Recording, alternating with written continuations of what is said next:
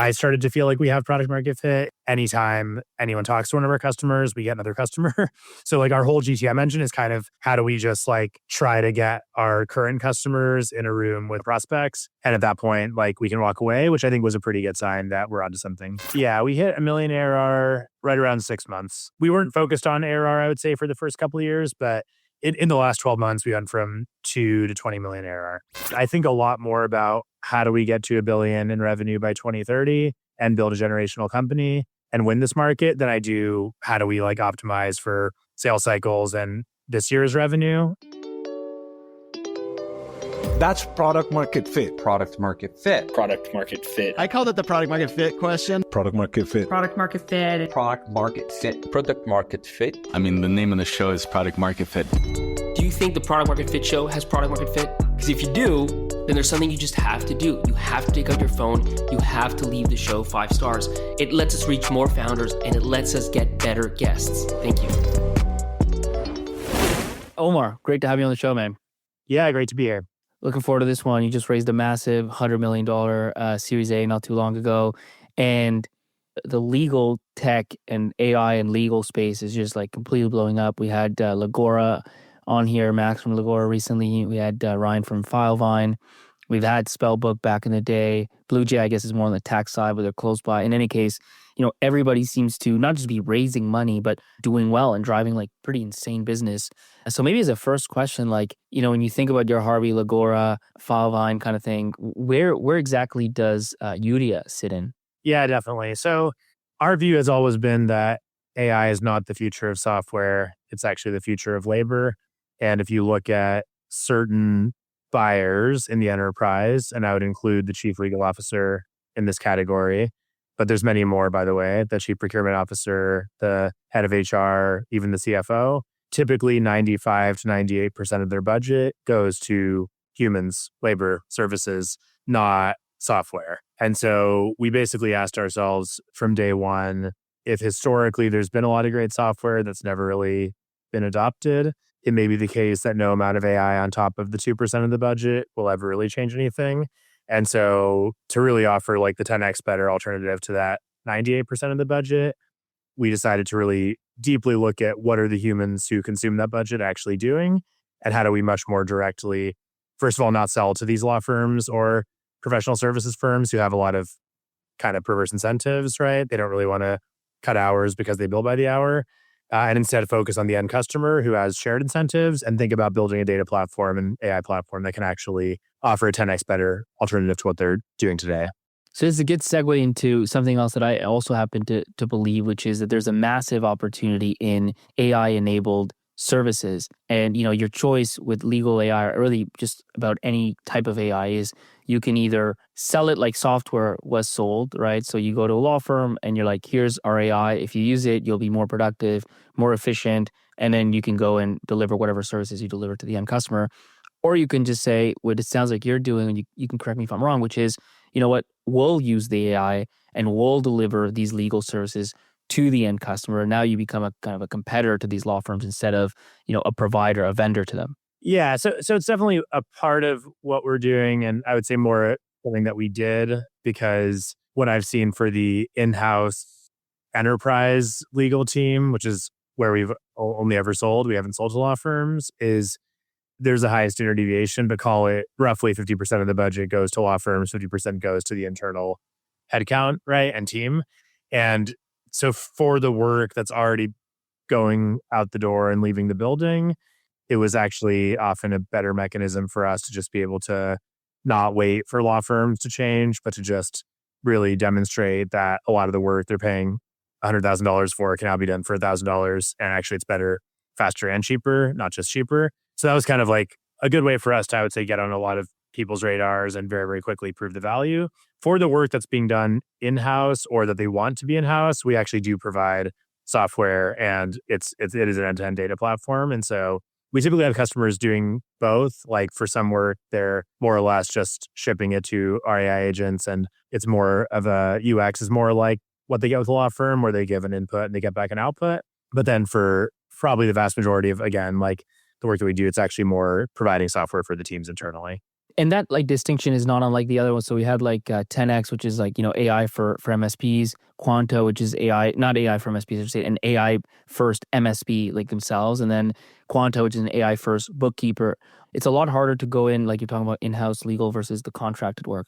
The in-house legal is a lot harder to replace. And also there's a lot less incentive to replace that because not only is it a full-time employee and you've got all the legal ramifications of that, a full-time employee tends to have more, I don't know about complicated work, but like work that just spreads in many different areas. It's rarely just a single task. A lot of the outsourced contracted stuff is just easier to switch providers. I mean, you're already set up where you have an outside provider. So to say, okay, now we're going to have a different provider has, and at least in the way these other companies are doing it, seems a lot more doable. My question to you, though, just to fully understand it is, are you equally focused on the in-house legal teams and replacing the outside contract work, or have you like shifted more towards one or the other? Yeah. So I think it's evolving because, when you look at the history of in-house legal teams, GE kind of pioneered this like 40 years ago. And really the idea started out quite simply, which is if I'm paying law firms like the equivalent of $1 million a year to do M&A, or I could hire a FT for $200K, it's kind of a no-brainer to get somebody internal for. So it was kind of actually the whole point of having an in-house team is to be able to reduce the cost and reliance on law firms. I think what ended up happening is these chief legal officers found that it's not just cheaper to actually have somebody who has all the context of the business. You're their only client. They start to add a lot of value because even if there's no M&A deal going on right now, they're paying attention to what's happening in the business. They're figuring out ways to add value outside of just pure legal, right? And so the reason I point that out is as I almost feel like our product roadmap took a similar path, which was like day one, if a customer has like an M&A deal and we both know that the M&A due diligence is like 50 to 70% of the costs of the legal fees, and all of that can now be like mostly automated, but not entirely automated. But unfortunately, the law firms today make a ton of money off of doing it the old school way. We can come in and say, hey, great, we even have a law firm now. Our law firm can be co-counsel to your law firm. In like 2 weeks, we can prove that we can save you $500K, get you kind of what you need 10x faster than the law firm would ever do it. And it kind of proved the value. I think what ended up happening was people got so excited about what we did that they were like, I want to have this internally for my team as well. And so now I would say actually the vast majority of what we do is we're building this brain for each customer because how each customer thinks about risk is actually quite different. And so once we build the brain, which could be trained off of their external matters or internal matters, or ideally both, we start to understand how does this organization actually think about risk? And then we're embedding that into their workflows. So basically, to your point, it might be like a longer onboarding process. We have to get access to all of their internal data systems, all of that. But when we do it, and now that we've had 2 years to be at this, it's been incredible what the results are. And so you're now, if I understand correctly, more focused on serving these in-house legal teams and automating a lot of the stuff that they do versus kind of just becoming an AI first law firm and taking over the world that way. Yeah, like the first 18 months, to be clear, we were actually only doing the internal stuff. And then we created and launched the law firm. And that was an accelerant. When you think about like the in-house team, let's just say 50% of the work goes external and 50% is internal. They're not only frustrated that they're outsourcing their dollars to the law firm, and the rates actually have gone up 18% year over year since AI came out. So it's weird because the law firm's putting out press releases about using AI and they're not really seeing the savings, right, directly. So that's like a frustration. But I think even more on a deeper level, they're not just outsourcing their dollars, they're actually outsourcing their knowledge. And so if you think about like the in-house chief legal officer's perspective, by analogy with AI, you think about like these human experts externally are using your company's training data to build their own brain and then renting that expertise back to you at a higher and higher hourly rate. So I think what we've really started to do is actually find a mechanism to not only take all of this institutional knowledge that we can glean from internal systems, but also what are all the learnings from you having used law firms over the years and even going forward, and how do we actually bring that back to keep that knowledge internal? So that was good, like context. Maybe let's go back to the beginning. Where were you? You started this company like late 2023. Where were you early 2023? Like what were you doing before? Yeah, I was finishing up my time at Relativity. So I'd sold my last company, which is also an AI company focused on Fortune 500 in-house legal. And we were acquired by Relativity, which is a very, very large, probably $10 billion software company that's dominating kind of in the litigation space. And then I led AI strategy there for a couple of years. And really enjoyed that experience. But yeah, I was at the tail end of that time. Maybe without getting too deep into it, what did your last startup do and like how big did it get by the time it sold? Yeah, it was pretty interesting because we were doing, again, AI from 2014 to 2021, which is when we got acquired. The old AI. It was exactly like the way that we built it was like teams of PhDs doing all the ML ops, like data labeling and very, very painful stuff that's no longer necessary. But we focused on like a pretty interesting niche, which was like one of my frameworks that I use sometimes for enterprise software selling is there's 3 ways to help a customer. You can help the customer make money, save money, or keep the CEO out of jail. We were doing the third thing with my last company. So literally our AI would help in like these large scale litigations. We'd say, hey, keep your armies of lawyers. Don't even think about saving money or efficiency. Just give us the data and we'll flag, here's like evidence that the CEO is having an affair and none of this is relevant to the litigation, but you don't want to hand it over to the public record and have a disaster on your hands. And so we would find these like privileged and sensitive documents in these like multi-million-dollar litigations where we really were helping more on the reputation side of anything. And how big did it get like by the time it sold? Yeah, we sold for around 105 million cash, similar amount of equity, and so sizable. And we were like the team wasn't huge, but we did have pretty deep penetration across the Fortune 500. So you're working at the acquirer when like ChatGPT happens, end of 2022. What does that do for you as a founder who I have to assume was like thinking of going back in? Yeah, for sure. I mean, look, I think part of it was I never would have like applied for the job to be leading AI strategy for this like big kind of software company, right? But actually people like Kevin Scott, the CTO of Microsoft, is on the board of Relativity. Relativity's built an incredible business and it was like super like an old company, like 20 years old. But, you know, they have really deep like distribution and a lot of things that they've done really well. And so I think I just learned a lot from that experience. But at the same time, to your point, when a transformative technology comes out, like we saw with ChatGPT, and suddenly the market was like changed overnight, I just sort of couldn't help but think about this thesis that I started forming and really kind of recognizing that my own DNA is much more of a builder at heart. Tell me more about the original thesis. Yeah, I mean, look, I think a lot of it came down to this recognition that I think, and I don't want to be like very clear because like some things I'm going to say might sound a bit controversial around AI is the future of labor. And if you read the manifesto on our website, like we're pretty direct that we don't think this is like a tool or, you know, a productivity assistant. Like the writing was on the wall to me that actually most knowledge work and the time and cost associated with it is asymptotically approaching zero, which doesn't mean that humans don't have new jobs to do. And I have a lot to say about that. But ultimately, like $6 trillion of professional services, labor, and, you know, another 10 trillion if you count the internal teams are basically doing work that may today still be necessary, but tomorrow won't be necessary. And so like the implications of that are pretty massive around what does that actually imply? I mean, we're seeing in the last week now what's happening in the SaaS world where suddenly everyone's calling a lot of things into question. But I think like at its core, the idea that we have $1 trillion of like the law firm industry, which is basically packaging judgment into time and selling it by the hour, when now that judgment is actually should be infinitely accessible by people, just struck me as not only a huge business opportunity, but also from a mission standpoint, like 90% of people who need a lawyer right now can't afford one. And every small business, like we even paid $100,000 to our law firms for our Series A legal documents, right? And I now know that work can be done for $1,000. So it's kind of like crazy to me that if you think about like the 2.5% of our GDP that's basically going to paying some kind of legal tax, like if we actually shifted that into paying for more innovation engineering, things that are going to actually contribute like to something that's much more significant for the economy and for the world, that was a very, very exciting kind of opportunity to me. Do you think, I mean, right now, the world is very focused on what AI was going to do to the SaaS companies, the companies selling software. Are you saying that they're not as much at risk, but it's the professional service that are, or it's all of them that are like equally at risk?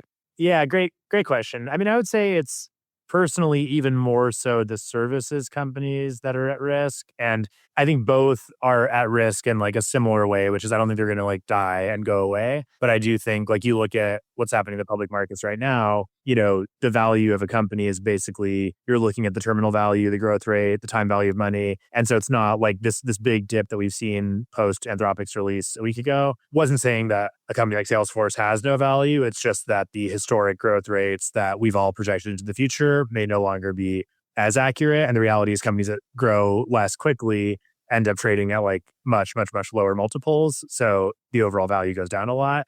So I think in SaaS, people are frankly maybe even overreacting because they don't realize like how hard it is to get the kind of distribution.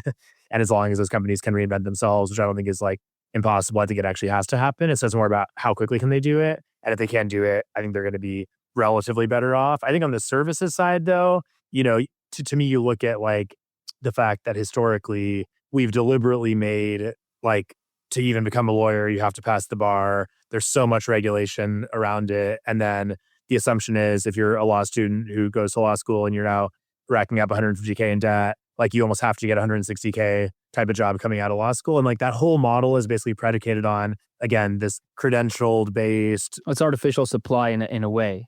Exactly. And now that AI really, like every person I know in the world, every business person, whether their lawyers like it or not, they are using AI to do their legal work, right? And they're actually seeing that it's getting like at a minimum 90% of the way there. And so then they can still use a law firm, but it's going to be a much lower amount of work the law firm does, right? Compared to before. And so that trend is going to continue. And I just think it's a matter of time before the whole notion of a law firm as we know it is going to be completely like transformed. This is not like standard PMF show stuff, but because you spend a lot of time thinking about it, I'll just keep going down this thread. Like you kind of alluded to this before, like, are you kind of like, okay, we need like universal basic income sort of thing? Like it's going to be like no jobs? Or do you think that ultimately this is like any other technology? Yeah, there's going to be crazy ups and downs throughout. Maybe the number of people that work in law becomes like 10% as much, but something else comes in and easily takes over the other 90%. Like where are you on kind of that maybe more philosophical, like unknowable debate? Yeah, for sure. So I actually hate universal basic income, and I don't think that's like the right answer at all. And I do think for what it's worth, like no one has a crystal ball, so I have no evidence of this, but my own view is we're going to have as many or more jobs as we've ever had. And it's just going to require some like structural resetting of many of these institutions in our economy, and even our education system needs to change massively as well. But like the reason I sort of don't like universal basic income, I can just start there, is it feels extremely like un-American and sort of like the opposite of all the benefits of capitalism. There's obviously some downsides of capitalism, but like at a very basic level, I think humans respond strongly to incentives. And I also think mastery, working hard, fighting some kind of pain and overcoming that is actually something that inherently is like wired into us to make us much more fulfilled and happy as a species. So that's a really important mechanism to maintain. And UBI is kind of saying, hey, unfortunately, there's nothing for you to do anymore. So please take some money and watch a TV show, right? Which I think is like totally wrong. And when you look at like, let's just say with like product management, for example, right? You used to have the UX designer, the UI guy, the product manager, the engineer, maybe the front end and the back end engineer. And so it's kind of like this whole pod to be able to build a product. And now with AI, like one person who has the ability to navigate AI correctly can actually do the work of 5, let's just say, right? And so to me, the implication of that is not great. The other 4 people get UBI now, right? It's actually maybe all 5 of them form a single unit and go out and create 5x the number of products. And I think we're already seeing that like everyone in the Valley or really any tech company at this point is now using maybe previously Cursor, increasingly Claude, or whatever the mechanism is, right, to no longer write any code manually. But we're not hiring fewer developers, we're hiring way more. And so the whole Jevons paradox thing, I actually do believe in. But I also think there's going to be a lot of new jobs that we're just seeing the beginning of what these look like, but they haven't existed historically. And as long as you have the right framework, I think the most simple one being you can make a ton of money if you actually figure out a way to tap into some kind of economic value that was previously inaccessible. That's a much better mechanism to me to keep people happy, fulfilled, and keep our economy growing, as opposed to just assuming that we're all done. I think that makes a lot of sense. I mean, the UBI thing does sound like a top-down solution to what's probably a bottoms-up reality, more organic kind of thing. Like it just reminds me of, the issue with like overpopulation. That was a big thing like 50 years ago, and it was like some countries really had policies around limiting the number of births, and it turns out that this stuff just kind of takes care of itself because the incentives change as countries develop and there's education, all these other things that come together, and that actually ended up being the answer. And it feels like, I mean, the history of mankind or of humans at least is like more aligned to the idea that yes, there's going to be structural disruption, but things realign and readjust, and ultimately they get figured out. And if anything, they end up better than they used to be. So, I mean, we'll see how it all happens, but I'm probably more on that side of the fence than the other. Maybe going back to the storyline. So you're seeing this, you think it's going to affect labor. do you have like a crisp idea of what it is you want to build at that time? Yeah. I mean, I think yes and no.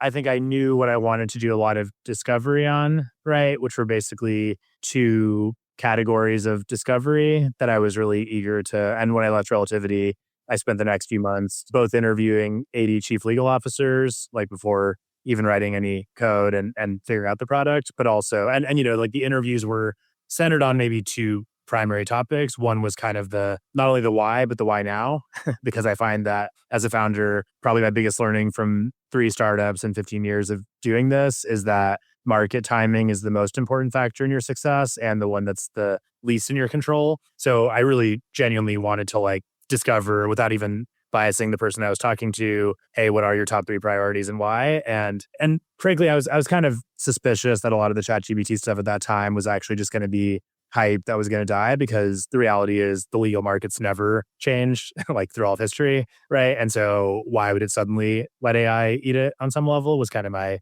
number one topic on the GTM side, validating the market timing. And that was when I was shocked, because even 3 years ago, it was suddenly becoming a top 3 priority for the chief legal officer to like figure out AI, because post ChatGPT, it sent ripples through the entire, like every boardroom. And the reality is law is a industry of generating language and analyzing language. And so the amount of exposure to automation by AI was just like objectively maybe top of the list, right? Next to marketing or something. So that was like super interesting. And then from a product perspective, I honestly just wanted to like, given that like the much easier path I would argue is just to build another SaaS company. And the reality is 2% of the budget is still enough for a startup to build a big business. But like, I was very curious, what are the 98% of the humans that are consuming 98% of the budget actually doing, right?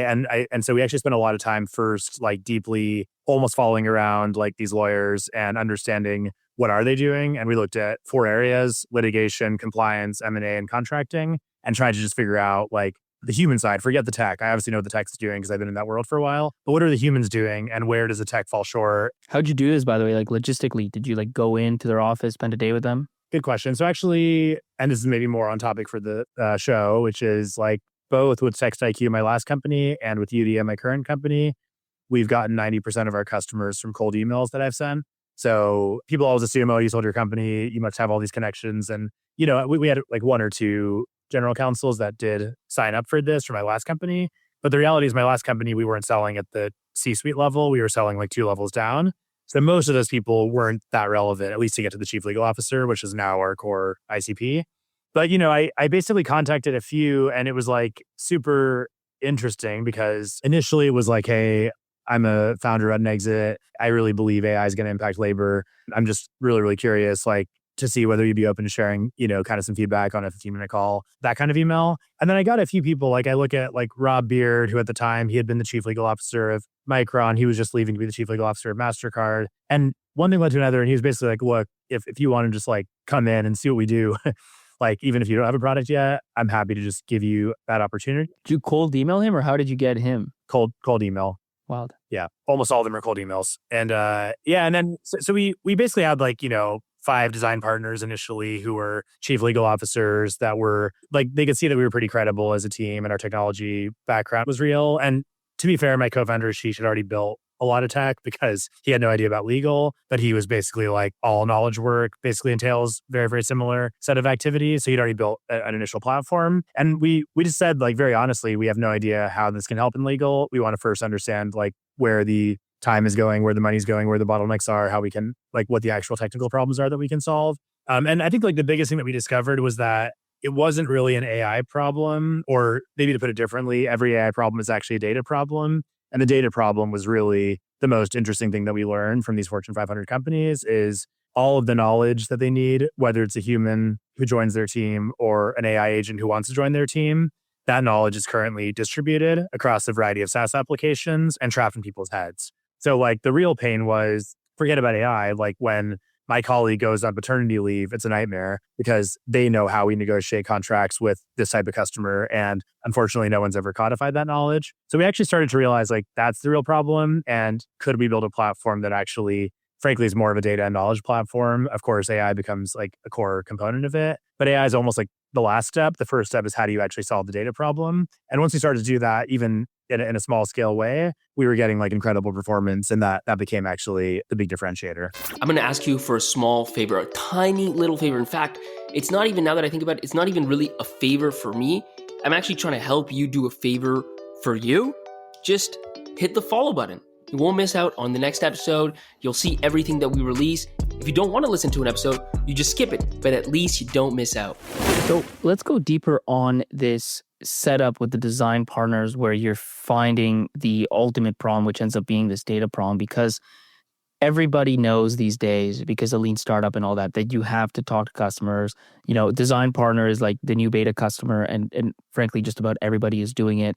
What I find, and when I talk to founders who are like in the game doing it right now, is it's not equally executed. Like everyone's doing it, but not at the same level. And ultimately, product market fit, one of the biggest ingredients is whether you end up picking something that really matters and you find the way you really should solve it. I mean, if you get that right, everything else starts to take care of itself. And if you don't, it's kind of like you're pushing a boulder up the hill the whole time. So how are you setting up? You got these 5 design partners. Like, what are you doing with them to see the sort of things that you see and all these little details and the subtleties that ends up, you know, giving you this kind of aha moment around data, and then you go and solve that? Yeah, good question. So look, I think there's also like founder market fit, right? And it's really important that you're honest with yourself about where are you likely to crush it versus not be really differentiated. And I would say one of my learnings is, because of my last company's experience, I learned I actually just happened to like relate pretty well to the C-suite people. I don't know, just kind of inherently, like what I found with my last company is sometimes it was like the junior person who's like day-to-day deep in the weeds we did really well with. And then actually when we like skipped 1 or 2 levels and went to the top, they also really loved what we were doing. We had the most challenges with kind of the middle management layer who's like not really actually close enough to the workflow or the day-to-day, but also not really an executive who's empowered to make decisions. And so one, I just knew, like, from my perspective with enterprise software, and part of why I love B2B versus consumer is like, there's actually a lot of repeatability. Like if I were to, I could literally probably draw on a piece of paper, like the 5 archetypes of a chief legal officer. And within like 10 minutes of meeting one now, I can tell you whether or not they like prefer to have bagel and lox for breakfast or go to vacation in Maine versus Colorado. Like it's like very, very like psychological profile is actually very, very similar. And it's like a finite number of archetypes, I would say, which once you figure out, okay, we now know the 5 profiles, like across the global 2000, we can actually clean up because this is like very, very consistent, I would say. So one, like I started to recognize, okay, I actually do quite well and understand like viscerally how these executives think, because for them, it's actually all about like value. And at that level, they'll find money to pay for something if it's adding a ton of value, right? But it's very, very rare to actually find something that does add value, and rare to find someone who actually understands them like deeply, right? So for me, what we did, and this kind of mirrored with like my own journey as a founder, which is like, when I look back on it, I think most first-time founders or founders who haven't yet had a good exit, deep down, they're often playing not to lose. They're not playing to win, because the reality is you put so much into a startup, it's your whole life, you're making very little money compared to what you could be making. And like at some point you're just like, this is so painful. Like I just need to get some kind of return on this investment, especially after years of pain and suffering. Which, by the way, makes a lot of sense. Like you think about owning 30% of a $20 million exit, $30 million exit, let's say that's $10 million. Like that's life-changing money, right? So you can't blame them. 100%. I don't blame them at all. And I totally get it. But I think just to like reflect on my own difference this time around, like I know I've never felt more aligned with our VCs, because this time it's like, if I'm going to put all this, like my entire life into something, I really want to play to win this time, not play not to lose. And so even back then, like 2.5 years ago, I went to each of the design partners. I told the chief legal officer, and I insisted it had to be the chief legal officer, not their deputy, right? Like, so reporting to the CEO of these Fortune 500 companies, I basically said, hey, look, before we even start doing anything together, because your time's so valuable, you should just know we're only working with companies where we see an opportunity to deliver $100 million in value in 5 years, at least $100 million in value in 5 years. And so if you're more talking to me because you want to explore whether or not ChatGPT can summarize NDAs for you, like literally there's 1,000 legal AI companies I can point you to.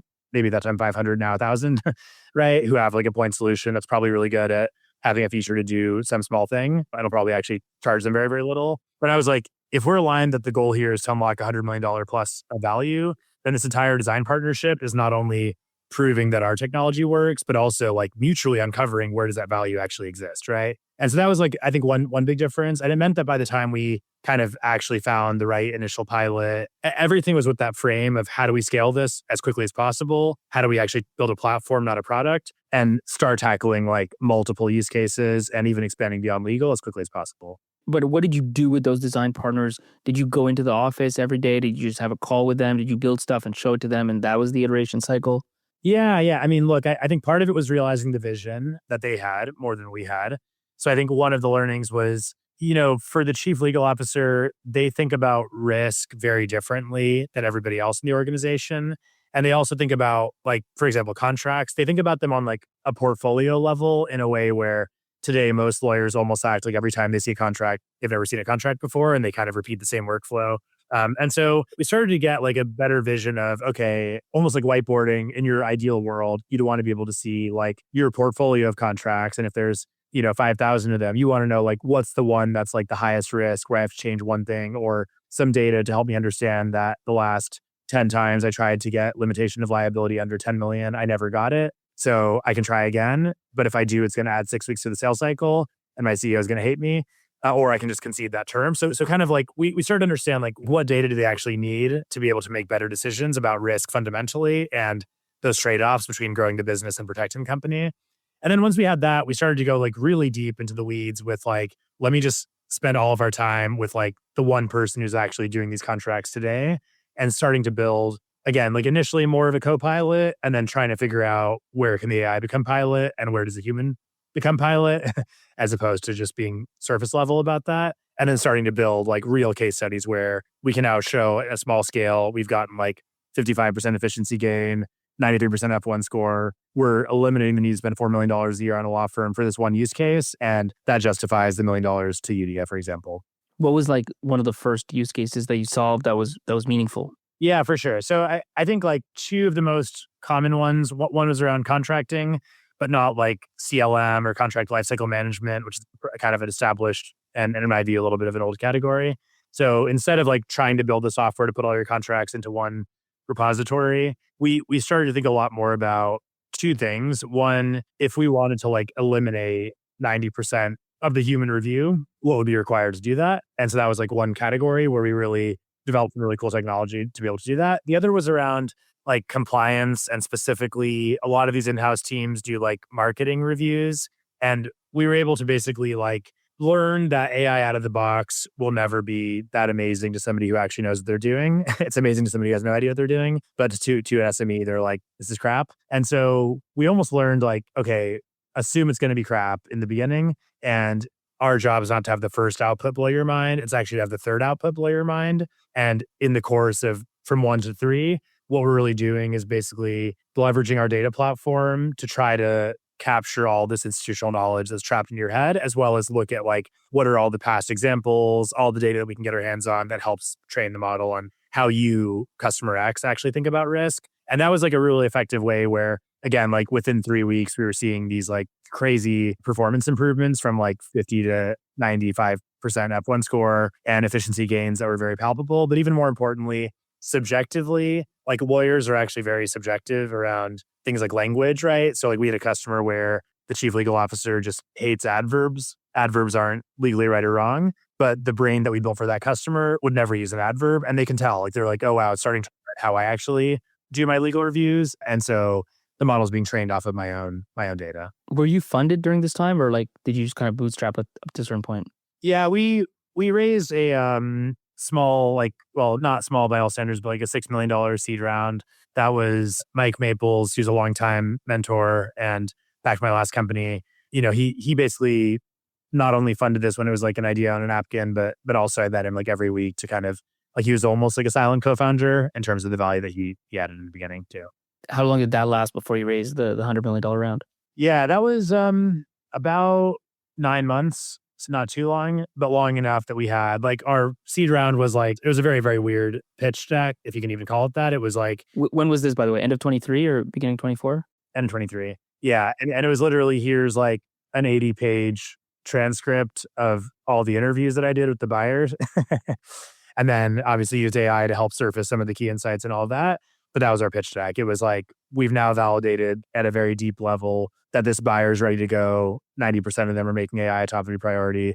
We then, like, as soon as we closed the round, I flew to Copenhagen for our first design partner, and we actually closed our first $250K paid year kind of ARR because we'd really kind of already built something that was useful. And that's like stepping back. I think this approach that we've taken, like, honestly, we also got kind of lucky in terms of all the conventional wisdom of like build an MVP, start really small. Like, none of that makes sense anymore when we can all build so quickly now with Gen AI. It's more of a race of who can actually build something useful the fastest as opposed to like starting really small, right? The sort of things that you're building for these in-house legal teams, are they similar to the sort of things that Harvey and Legora are building for the law firms? Yeah, great question. So I think, again, I'm sure Harvey and Legora are now, they almost have to move into the enterprise space because the law firm market's only so big. But, you know, their core, I would say, product was built for law firms. And I think who your product's built for initially, like, it's very, very hard to get away from like even your mindset, right? Where people talk about legal tech, implying that like, as long as you're a lawyer, you should have the same product. But in my experience, law firms need like totally different things than enterprises. And we don't really see ourselves as a legal tech company. The last 6 months, especially, most of our growth is actually coming from procurement and compliance now. So once we proved to the chief legal officer that it worked in legal, oftentimes the same buyer actually oversees procurement and compliance. It wasn't even going to someone new. It was just like, great, let's take the other 30% of my budget and start applying it there. Right. And so I think the probably biggest difference is everything we've done has been from an in-house perspective. And so when we drive outcomes for our customers, that could be reducing my law firm bill or alliance. It could be speeding up contracting review. It could be helping me with compliance or procurement type of use cases. And I'd say like some of that has overlap with what a law firm would need. Like legal research, for example, is pretty universally the same set of laws, for example, or things like litigation and M&A are probably, because the in-house team shifted out to a law firm, those products have some overlap. But I think most of the rest of it, honestly, is actually quite different. And then once you close this 250K ARR, are you like selling to 3, 4, 5 others? Or are you focusing, because it's enterprise, on getting the product to a certain level with this one customer? Yeah, so we're pretty unusual, and thankfully I had the board's support on this. But what I've seen is way more startups die from prematurely scaling than from really deeply understanding what they can uniquely provide that their customer is desperate for. So we spent like, you know, up until September of this past year, 25, we were literally still heads down. First year, only 10 customers. Second year, we expanded it to 20. And then in September of this past year, we were like, okay, we're now seeing across all 20 a lot of repeatability. And it's basically the same platform and the same solutions that are now scaling without us putting in heroic effort and all that to be able to make it work for each customer. And then we kind of turned on the scaling motion and went from 20 to 60 pretty quickly. How many people were you when you closed that 250K ARR? 4. Okay. Tiny. Yeah. And then how much did you raise? That was your seed was 6 million. You said like halfway through 24, you raised an A. Is that right? How much was that round? So we did it in sort of 2 tranches. And yeah, I mean, it was more like towards the end of 24. And then we did it in 2 tranches. So the first tranche was like 30 million, more for just purely supporting the organic growth. And then we had this thesis around using M&A creatively because we met over 100 law firms, legal services companies, and we were basically trying to figure out, could any of these like potentially be a way for us to accelerate data access, trust with a set of customers where they'd already been doing a lot of their legal work. And if they now shifted the model from hourly to output based, we could sort of turn on our AI and actually more quickly give the customer kind of the best of both worlds, where they're already getting a trusted human they already work with. And now we're also, from a product perspective, starting to really learn much more deeply, again, to really transform the labor part of it, to offer something that's truly an alternative to kind of what they're getting from people or law firms today. Yeah, maybe walk me through that, because I know you ended up buying a law firm and, you know, adding AI to it to kind of deliver outcome-based law. How does that fit in? It's not immediately clear. Like right now you're working with, let's say at that point in the story, right? You're working with chief legal officers, in-house legal teams. You're building a platform for them to drive productivity and efficiency and effectively not need to do as much manual work with whatever like legal stuff they're doing, contracting, et cetera. Why do you need to buy a law firm? Like, where does that fit into the kind of strategy? Yeah. So it wasn't a law firm. It's a legal services company. They have legal professionals who are acting as an extension of the in-house teams of OpenAI, Stripe, Citibank. And so this is again kind of like unique to this world, but a lot of in-house legal teams, like you have three choices as a chief legal officer. You either hire a full-time employee, you give the work to a law firm, or there's kind of this like third category that a lot of people don't know about, which is like alternative legal service providers, ALSPs. And the idea there is like Axiom is a very well-known one, where essentially they're like often former lawyers who practiced either in-house or at law firms who decided to kind of go down this third path where basically they do, for example, a lot of contract review and negotiation work. They offer much more attractive prices than law firms, but they can also get like pretty deeply embedded with like one or a very, very small number of clients where they start to get to know everything about how OpenAI likes to do their contracting. And so we bought a company who was like that third category. But they're not lawyers, like paralegals. They're kind of operating in this weird place, or If people are used to lawyers, from a regulatory standpoint, just there's a lot of nuance in like okay. calling something a law firm versus not. So technically they're not a law firm and technically they're not giving legal advice, right? But they will be 90% lawyers or people with a legal background who have earned the trust and are delivering really good quality outputs, right, to a lot of those in-house legal teams on their day-to-day work. So you buy one of these. What's the strategy behind it? Yeah, basically we just wanted to test, kind of three main things. Number one, could we more quickly start working with their customers because they already have a relationship, they're already a vendor, they've already gone through InfoSec, et cetera. Secondly, could we start expanding share of wallet with our customers? Because the reality is, as a tech company, we had no idea how to actually like offer experienced contracting professionals, and AI is not going to like take over that work on day one. It's going to be a bit of a journey, right? To go from humans doing it manually to kind of AI out of the box. Like there is a bridge that you have to kind of cross there, right? So could we basically expand share of wallet with our customers? And then the third is from a product development standpoint, our hypothesis was that by owning the humans who actually do this work, we would be able to go way deeper to actually understand how do you convert services into software and start really figuring out like how to offer like not just, faster and cheaper, but actually better, right? And I think all three really got proven out pretty quickly in terms of we were suddenly signing up their customers at sales cycles that were like 50 to 80% faster than if we'd gone to one of those customers on our own. And you're selling them the in-house AI to their customers. Yeah, I mean, we're selling them two things. One is the in-house AI, so a whole new set of products that we developed. But then also even for their existing work, like you think about a customer who's saying, okay, great, I'll take two of these legal professionals to help me negotiate and review my contracts. What we did is say, hey, instead of paying us by the hour or by the number of humans, we are now changing our pricing model. So we want you to pay for the amount of contracts we review, for example, or a fixed fee, so that our incentives are now aligned to use technology. And once we did that, we were able to say, good news, instead of waiting 5 hours, you're now getting the contract back in 30 minutes. So the turnaround time's way faster. And on our end, instead of a 30% gross margin, we can see an 80% gross margin because we're now using AI to do most of the work. And then walk me through one thing, like why not just go all in on that? Like, but that just seems like such a no-brainer value proposition to go to any enterprise anywhere in the world and say, you're paying X to get these contracts. You're just going to pay like half of X and you're going to get the contracts twice as fast. It's almost like, where do I sign? Do you know what I mean? Like, why was that not the thing versus like what you're mainly doing?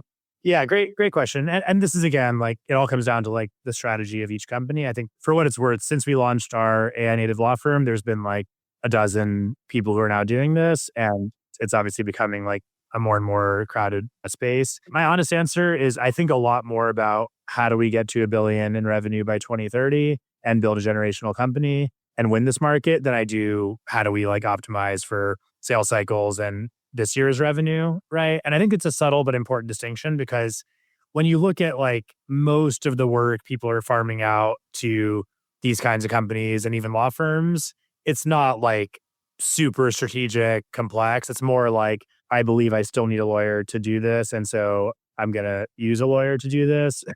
But like in practice, when you step back, a lot of that work can be completely automated over time with the right platform.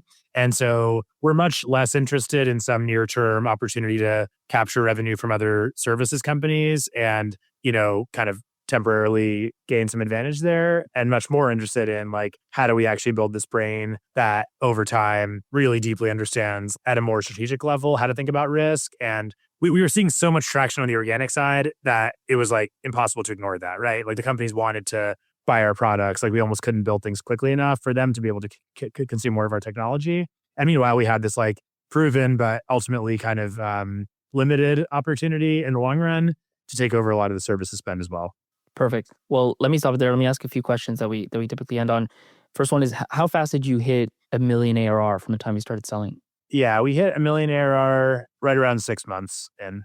And then what's like growth been since, like from the 1 to 10 range? Yeah, we went from roughly, because again, for the first couple of years, I would say ARR was not what we were optimizing for. It was actually still, I believe, each customer will become a 10 million ARR customer for Eudia, because we're driving $100 million in value over time. And so that hasn't changed. And if anything, it's gotten more the case as we expand beyond legal into other back office functions, right? Where there's just a lot of people, internal and external, doing work that can now be mostly automated.